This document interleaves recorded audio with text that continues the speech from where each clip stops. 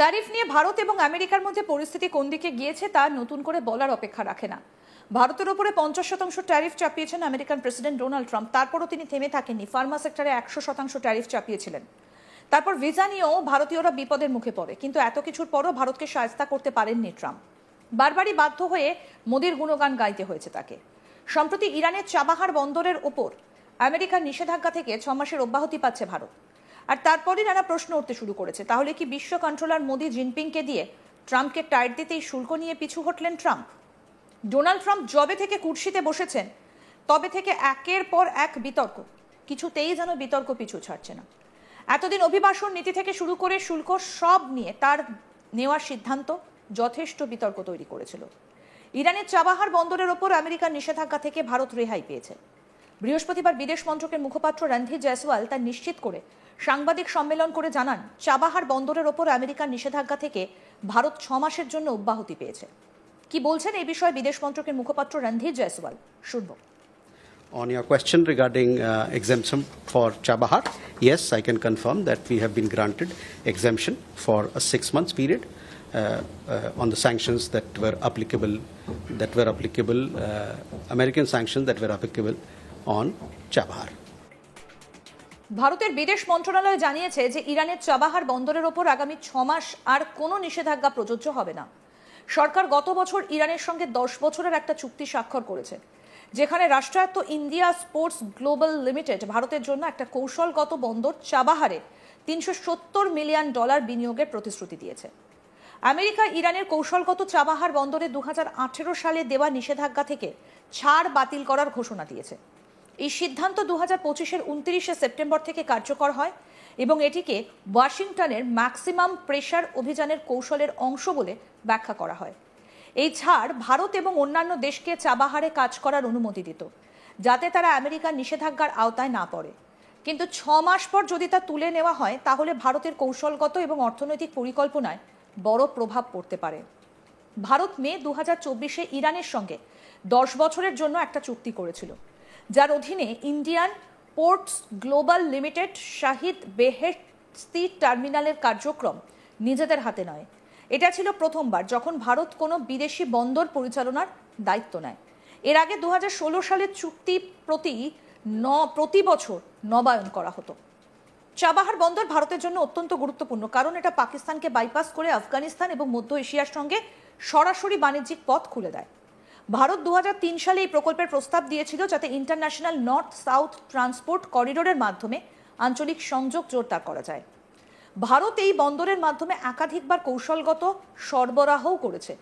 2023 সালে 20,000 টন গম আফগানিস্তানে পাঠানো হয়েছিল এবং 2021 সালে পরিবেশ বান্ধব কীটনাশক ইরানে এই পথেই পৌঁছে দেওয়া হয়েছিল।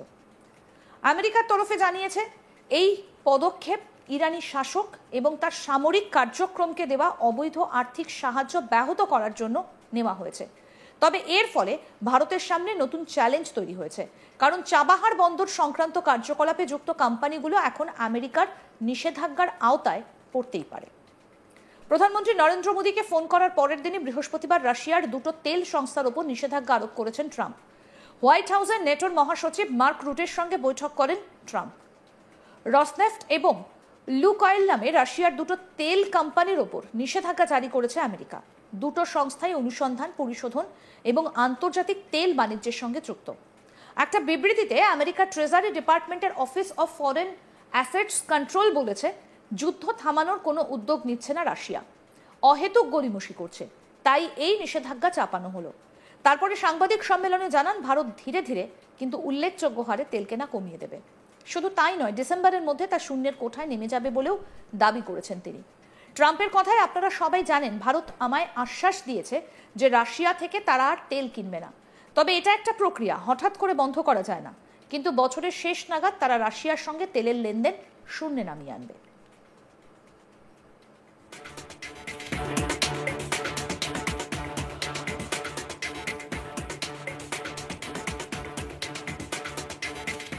ভারতের 40% অপরিশোধিত তেল রাশিয়া থেকে আসে বলে দাবি আমেরিকান প্রেসিডেন্টের। এই প্রসঙ্গে তিনি বলেন, এই নিয়ে তাড়াহুড়ো করলে আন্তর্জাতিক তেলের বাজারে অস্থিরতা দেখা দিতে পারে। তাই ধীরে সুস্থে এই প্রক্রিয়া চালানো হবে। আবার সুকৌশলে ভারতের প্রশংসা করে ট্রাম্প বলেন, ভারত দারুণ সহযোগিতা করছে, প্রধানমন্ত্রী মোদির সঙ্গে কথা বলেছি, তিনিও চমৎকার কাজ করছেন। তার দুদিন আগেই অবশ্য হুঁশিয়ারি দিয়ে বলেছিলেন, ভারত যদি রাশিয়া থেকে তেল কিনতে থাকে তাহলে আরও কড়া পদক্ষেপ করা হবে। তবে আমার মনে হয় না তারা এমন কিছু করবে। মোদিজির সঙ্গে আমার কথা হয়েছে, তিনি রাশিয়া থেকে তেল কেনা বন্ধ করে দেবেন বলেছেন। কি বলেছেন প্রেসিডেন্ট ডোনাল্ড ট্রাম্প, শুনবো। Well, I think I'll be talking to him about it. I think it's a little bit of a different talk. India, as you know, has told me they are stop. You know, it's a process. You can't just stop it. But by the end of the year, they'll be down to almost nothing. That's a big thing. That was almost 40% of the oil. India, they've been great. Spoke to Prime Minister Modi yesterday. They've been absolutely great. China's a little bit different. You know, they're a little bit different relationship they have with Russia. It was never good, but because of Biden and Obama, they got forced together. They should never have been forced together, but they're a little bit forced. But they're by nature, they're not. They can't be friendly. They can't be friendly. By nature, they can, I hope they are friendly, frankly, but they can't be. You should not have forced Russia and China together. And Biden did that, and Obama did that. They forced them together because of energy, because of oil, and so they are closer than they would normally be. I think I'll probably be talking about it. What I'll really be talking to him about is how do we end the war with Russia and Ukraine, whether it's through oil or energy or anything else. And I think he's going to be very receptive. He would now like to. I'm not sure that. Russia থেকে তেল কেনায় ভারতীয় পণ্যের ওপর 50% শুল্ক চাপিয়েছেন Donald Trump. তার দাবি, এই টাকাতেই রাশিয়া ইউক্রেনের সঙ্গে যুদ্ধ চালিয়ে যাচ্ছে। তবে নয়াদিল্লি স্পষ্ট ভাষায় জানিয়ে দিয়েছে, দেশবাসীর স্বার্থ রক্ষাই অগ্রাধিকার, তাই যেখান থেকে সুবিধে হবে সেখান থেকেই তেল কিনবে ভারত। চলতি সপ্তাহের শুরুতে আমেরিকান প্রেসিডেন্ট ডোনাল্ড ট্রাম্প এবং ভারতের প্রধানমন্ত্রী নরেন্দ্র মোদীর মধ্যে ফোনালাপের পর এই অগ্রগতি হয়েছে। ট্রাম্প সাংবাদিকদের বলেন, আলোচনা মূলত বাণিজ্য, জ্বালানি সহযোগিতার উপর কেন্দ্রীভূত ছিল। ট্রাম্প বলেন, আমাদের আলোচনার অংশ ছিল জ্বালানি, এবং প্রধানমন্ত্রী মোদী আশ্বস্ত করেছেন যে ভারত রাশিয়া থেকে তেল কেনা কমাবে। মোদী এক্স হ্যান্ডেলে একটা পোস্টে ট্রাম্পের সঙ্গে কথোপকথনের বিষয়টা নিশ্চিত করেছেন।